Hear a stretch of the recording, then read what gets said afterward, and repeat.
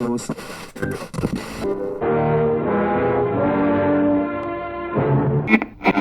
name is Minnie Getz. I'm recording this onto a cassette tape because my life has gotten really crazy of late. I had sex today. I'm so happy. If you're listening to this without my permission, please stop now. Just stop. I'm gonna kill you! First, I wanted to thank you for using Looking for the Magic, like opening with that song. I love that song. Have you seen Your Next, the horror movie? No. They use it. Do they use that song? Yeah, that's the song that they use like throughout the movie. That's I've really heard- creepy. I've heard about this, and But- I was bummed out someone else was using that song because I've been obsessed with that song for so long. And I was really bummed out it was being used in another movie. And Yeah. it also got used, I think, on House of Cards. But it's Yeah. such a good song. It I've had it is. in my head and wanted to use it as the opening of the movie from like the beginning before we started filming. Yeah, well, this puts the joy back into that song. So. Good. But I like the way that they're used in both projects. So Yeah, thank you. I got to know Dwight Twilley and his wife Jan Twilley a little bit. You Oh, did? really? Yeah, because I went to them and appealed and was like, I really want to use this song in the movie, Yeah. and they were so great. Oh, good. The whole Yeah. soundtrack's great. It's really good, right? Yeah, it's Yeah. great. But to be honest with you guys, this is one of those movies that you kind of have to like digest. Definitely. Like, I think it's because nowadays we're just really uncomfortable when it comes to like sex or anything like that. Yeah. So it's like our own private thoughts, and when it's put out on film, you just it's a little cringe worthy. But as I got home, driving home, like I just realized just like how great this movie is. It just like it really makes you think, and so I really appreciated it. So, but have you ever had a movie do that to you before, where you weren't sure what to think? It kind of maybe even screwed up your radar a little bit, but then you realize later, wow, that really was a great movie. I remember feeling that way about Dancer in the Dark, where I was like, I think I hate this movie. As I was watching it, I was like, I'm mad at what this movie is doing to my brain. It's like making me really upset. And then later I was like, I think that movie was brilliant, but I think I also kind of hated it because of how it made me feel. Yeah. I don't know. I really felt that way about, did you see that movie Scarlett Johansson, Under the Skin? Yes. When I was watching that, I wanted to like leave the movie theater. I felt Me too. so uncomfortable and scared and freaked out. And then after I left and digested it, I loved it. Yeah. At first, I was just like, this is like 30 minutes of material like stretched out, Yeah. and so I was kind of like counting the ceiling tiles in the theater kind of thing. But I ended it's up a really great liking movie. it later. But I also feel like this is a good movie that could teach anybody about sex and their sexual awakening. Was there any movies that did that for you guys? Like, what was that movie that kind of taught you about sex growing up? None. And I think that that's the importance of this film. I think that female sexuality, especially amongst teenage girls, like isn't something that we make movies about or write novels about or even discuss in day-to-day life. And as having been a teenage girl, that makes you feel like really ostracized and like a freak or like a weirdo for having sexual feelings. So yeah, there was like no movie that I related to when I was younger, which is why I think Diary of a Teenage Girl is kind of one of a kind in that way. Absolutely. Yeah. For you as well. Yeah, I mean, part of why I wanted to make this movie was because when I read the book that it's based on, I felt like, oh, I never get to hear these stories. I never get to see anything that's really about what it honestly feels like to be a teenage girl. Because what we're shown as teenage girls in movies and in books is like that as a girl, you're just the object of men's desire. All you function as is like the butt of a joke or someone who's they're trying to have sex with, but nobody ever talks about what it is if you're the girl who wants to have sex or is having sex with the boy from school or whatever it is. And so I think I just immediately was like, we don't have this movie. This doesn't exist. It should. Yeah, absolutely. And one of my favorite lines in the movie is what you say. I think it's a thought that you have, but you said that sex was the moment that you realized that you were an adult.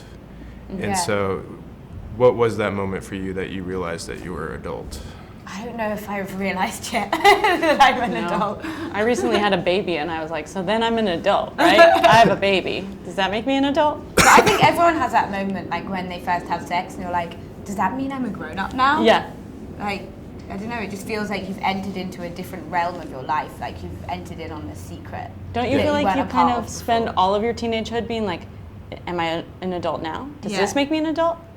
does a blowjob make me an adult? Does this make me and now I had sex, that's an adult. Oh, I passed my SATs, does that make me an adult? Like, you're kind of like always looking for a little indicator of like the thing that signifies that you've entered into adulthood, because you know you have one foot in childhood and one foot in adulthood, but you don't know when you cross over. Yeah, that's why we tried to also make it that like Minnie really flips between the two. Yeah.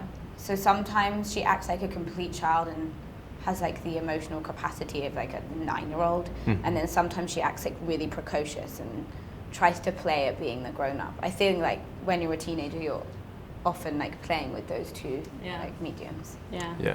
Moment to moment, kind of switching between being like a grown woman and a little kid. Yeah, and I really like the visual aspect of this movie. Just even though the story takes place in the 70s, it kind of feels and looks like a 70s film, like the way that you shot it.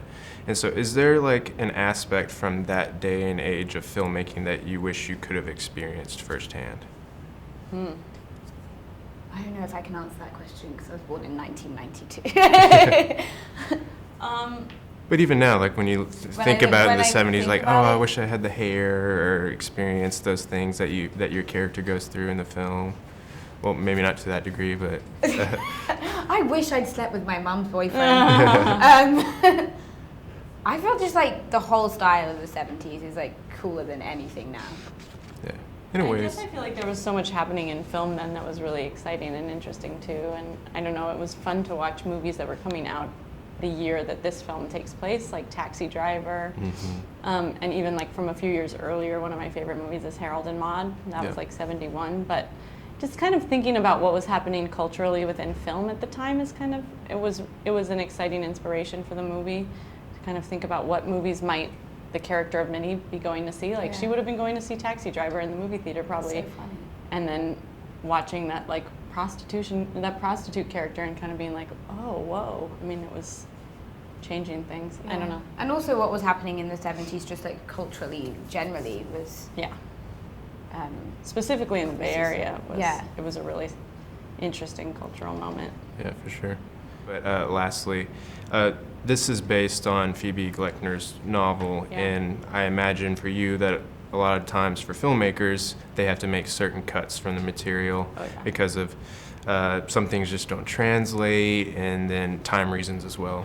Yeah. So let's say if another filmmaker were to make a movie about each of your lives, what kind of cuts do you think that they would make from your life?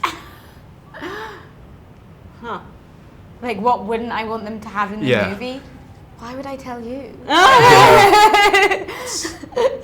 Like there was like definitely a lot of things I did like during my teenagehood which I wouldn't tell anyone because... But that's the good stuff. That's the stuff they'd keep in. No one would cut that stuff out. They would just cut out all of the hours and hours of me studying when I was like a good student. When you were really geeky.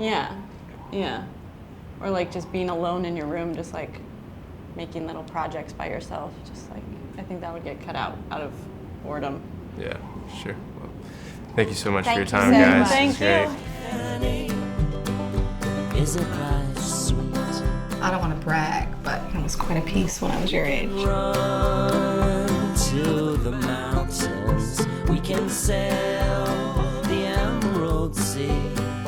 Drop a coin. I know nothing's changed, but everything looks totally different to me now. True when I wake up and I see you next to me. It comes true when I wake up and I see you next to me. This is for all the girls when they have grown.